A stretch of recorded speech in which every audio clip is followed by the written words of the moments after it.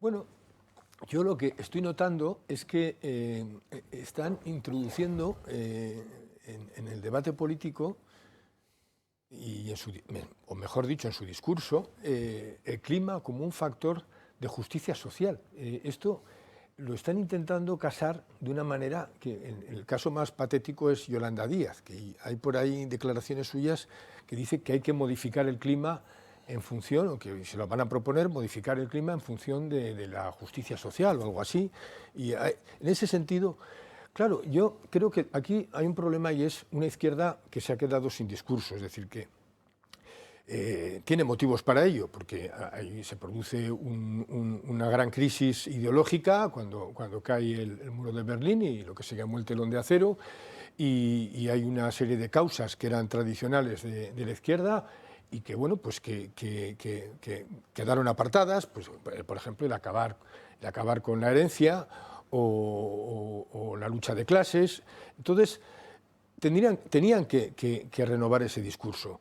Pero lo que sí se observa es que, quizá porque los líderes no tienen ninguna talla, pues no se han planteado cómo hacerlo. Es decir, que, por ejemplo, claro, cuando ellos hablan contra la globalización, es que el Partido Socialista, por ejemplo, se ha quedado sin discurso internacionalista. Porque, claro, a ver, ¿qué hacemos con un capitalismo que se supone que es salvaje, pero que resulta que donde antes había un poblado de chabolas, que es en Yakarta hace 30 años, ahora resulta que hay una ciudad llena de rascacielos? Y resulta que ese fenómeno tan detestable resulta que está creando clases medias en unas partes del mundo en las que antes no había más que miseria.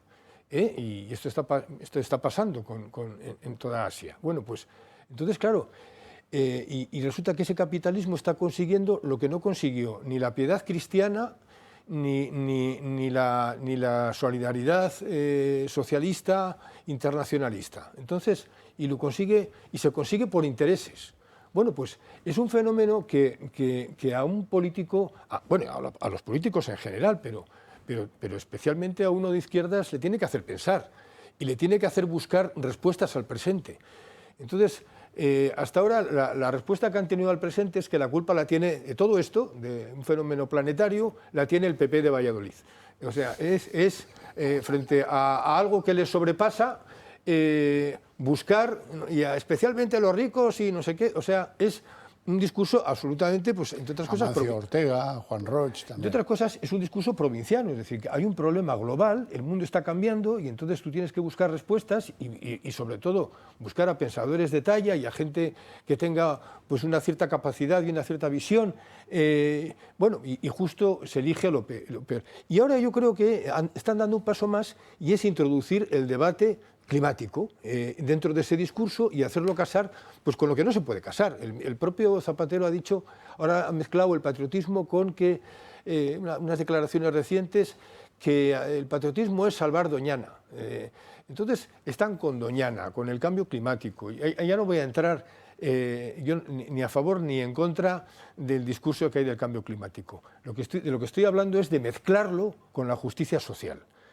Entonces, ya mezclarlo mezclar temas científicos con ideología ya es peligroso.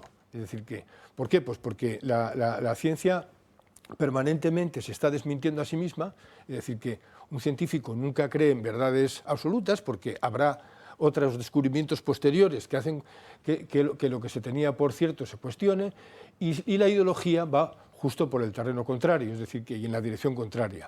Se valora en lo ideológico el que sigue pensando lo mismo, que haya los cambios que haya, y a eso se le llama coherencia. Bueno, son dos mundos, pero es que además de eso, de ese problema de estar mezclando, como está mezclando la izquierda, climatología con ideología, a eso además se añade ahora el que se quiere mezclar el clima con la justicia social, y en fin, y es un discurso, pues, al final absolutamente confuso. Y ya digo, el caso más patético es Yolanda Díaz, pero es que en el fondo además es que está encubriendo ese discurso injusticias. Lo acabas de citar ahora, habéis hablado de la Agenda 2030. La Agenda 2030, para empezar, no es algo vinculante, es algo que cada país se compromete en la medida en que quiere.